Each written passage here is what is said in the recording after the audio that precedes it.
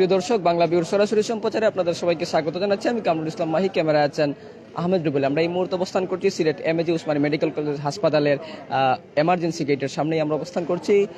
আপনাদেরকে একটু জানিয়ে রাখতে চাই, সিলেট নগরের খাস্তবির এলাকায় সন্ধ্যা 7টার দিকে একটি মোটরসাইকেল সড়ক দুর্ঘটনায় একজন মোটরসাইকেল আহরি নিহত হয়েছেন। নিহত মোটরসাইকেল আহরির নাম রফিকুল ইসলাম এবং তিনি সিলেট নগরের একটি পার্কে কর্মরত ছিলেন বলে আমরা জানতে পেরেছি। এবং এই মুহূর্তে স্থানীয় একজন গণমাধ্যমে কথা বলছেন, আমরা শুনবো তার কথা। সময় 9:30 দিকে আমরা খবর পাইছি যে অ্যাক্সিডেন্টটা হয়েছে। এখন ফোন পাইয়া আমরা উসমানিতে আইসি, আইয়া দেখছি যে মারা গেছে। কথা বুঝছেন, এখন আমরা লাশের নেওয়ার ইয়েতে আছি, ইয়ে করলাম আমরা ট্রিটমেন্ট। দুর্ঘটনা 2টা মোটরসাইকেল সংঘর্ষ হয়েছে। ঘটনাস্থলে তো আর আমি আসলাম না, আমরা খবর পাইছি এটাই। কথা বুঝছেন, এখন আমরা খবর পাইছি আর আইসি আমরা এখানে।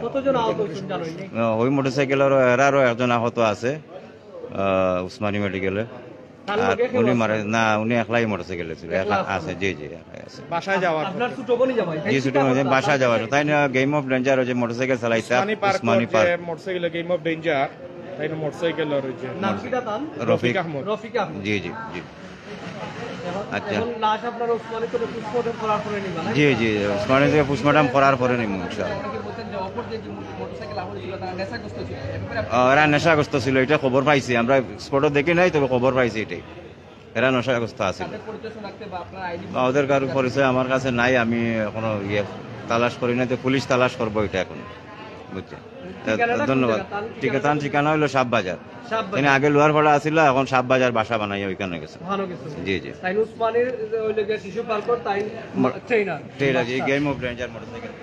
প্রিয় দর্শক, আপনাদেরকে যেমনটি বলছিলাম যে সিলেট নগরের খাস্তবির এলাকায় সড়ক দুর্ঘটনায় একজন যুবক নিহত হয়েছেন এবং নিহত যুবকের নাম রফিকুল ইসলাম। তিনি সিলেট নগরের একটি শিশু উদ্যানের কর্মরত ছিলেন এবং তিনি মোটরসাইকেল রেসার ছিলেন।